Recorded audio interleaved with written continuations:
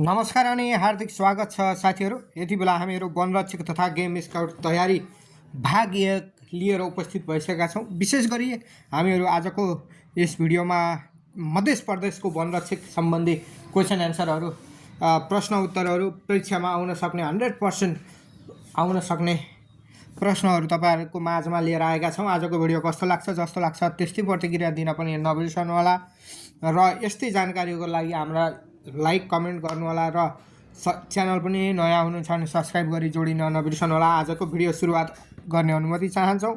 Question number 1 मा रहेको छ कुन मृगको नाइटोमा बीणा हुन्छ? कुन मृगको नाइटोमा बीणा हुन्छ? यसको सही उत्तर रहेको छ कस्तुरी।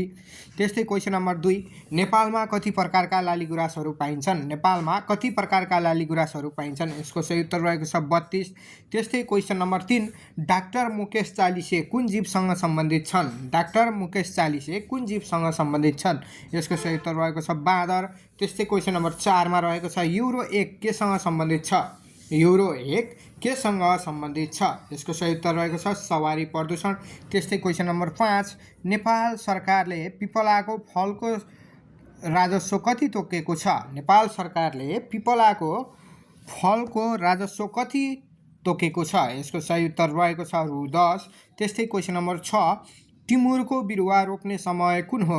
टिमुरको बिरुवा रोप्ने समय कुन हो? यसको सही उत्तर रहेको छ असार साउन। त्यस्तै क्वेसन नम्बर 7 विश्व वातावरण दिवस कहिले मनाइन्छ? विश्व वातावरण दिवस कहिले मनाइन्छ? यसको सही उत्तर रहेको छ जुन 5। तपाईँ यति बेला हेर्दै हुनुहुन्छ नवीन लोकसेवा। नवीन लोकसेवा नयाँ हुनुहुन्छ भने कृपया लाइक गर्नुहोला भिडियोलाई। त्यस्तै कुनै सल्लाह सुझाव छ भने कमेन्ट गर्नुहोला। धेरैभन्दा धेरै साथीहरूको माझ पुर्याउनको लागि सेयर गरिदिनु होला। थप हाम्रो हौसलाको लागि च्यानललाई सब्स्क्राइब गर्न पनि नबिर्सनु होला र धेरैभन्दा धेरै साथीहरू सहभागिता जनाउनु होला र निःशुल्क रूपमा पीडीएफ पनि पाउनुहुनेछ अन्तिममा। तसर्थ पनि यो भिडियो अन्तिमसम्म हेरेर साथ दिनु होला। त्यस्तै क्वेसन नम्बर 8 मा रहेको छ चौरी गाईको पुच्छरलाई के भनिन्छ? चौरी गाईको पुच्छरलाई के भनिन्छ? चमर। त्यस्तै क्वेसन नम्बर 9 जिब्रोबाट पसिना निकाल्ने जनावर कुन हो? जिब्रोबाट पसिना निकाल्ने जनावर कुन हो? यसको सही उत्तर रहेको छ कुकुर। त्यस्तै क्वेसन नम्बर 10 धमिरा बस्ने ठाउँलाई के भनिन्छ? धमिरा बस्ने ठाउँलाई के भनिन्छ? यसको सही उत्तर रहेको छ देवल। आजको लागि यो अन्तिम प्रश्न पनि रहेको छ र यस्तै सेटहरू हामीहरू प्रश्न उत्तरहरू लिएर आउनेछौँ। सफलताको ग्यारेन्टीको निम्ति हामीहरूसँगै जोडिन नबिर्सनु होला। मध्य प्रदेश विशेष वनरक्षक तयारी भिडियोहरू र मोडल सेटहरू तपाईँहरूलाई पुनः हामीहरू लिएर आउने बाचासहित यो भिडियोबाट बिदा हुन चाहन्छौँ। हस्त धन्यवाद। नमस्कार अनि हार्दिक स्वागत छ दर्शकबिनहरू तपाईँहरूलाई। बिहान भाग 1 लिएर उपस्थित भएका थियौँ अनि अहिले यति बेला हामीहरू वनरक्षक तथा गेम स्काउट तयारी भाग 2 विशेष गरी मध्य प्रदेश को प्रश्न उत्तर सेट यो मोडल क्वेसन एन्सरको यो भाग 2 लिएर उपस्थित भइसकेका छौँ। पहिलो भाग अत्याधिक साथीहरूले मन पराइदिनु भएको छ। अब दोस्रो भागमा के छ त हेरौँ क्वेसनहरू। क्वेसन नम्बर 1 मा रहेको छ कहिल्यै पनि गुड नबनाउने चरा कुन हो? कहिल्यै पनि गुड नबनाउने चरा कुन हो? यसको सही उत्तर रहेको छ कोइली। त्यस्तै क्वेसन नम्बर 2 लाली गुराँसको घर भनेर नेपालको कुन ठाउँलाई चिनिन्छ? लाली गुराँसको घर भनेर नेपालको कुन ठाउँलाई चिनिन्छ? यसको सही उत्तर रहेको छ इलामको मिल्के डाँडा। लाली गुराँसको घर भनेर नेपालको कुन ठाउँलाई चिनिन्छ त? इलामको मिल्के डाँडा। त्यस्तै क्वेसन नम्बर 3 रुखको दाउरा मापन गर्दा कति घनफिटको एक चट्टा हुन्छ? रुखको दाउरा मापन गर्दा कति घनफिट हुन्छ? यो वन सम्बन्धी प्रश्न रहेको छ। वन मापन सम्बन्धी यो 500 को है साथीहरू, 500 ख्याल गर्नु होला।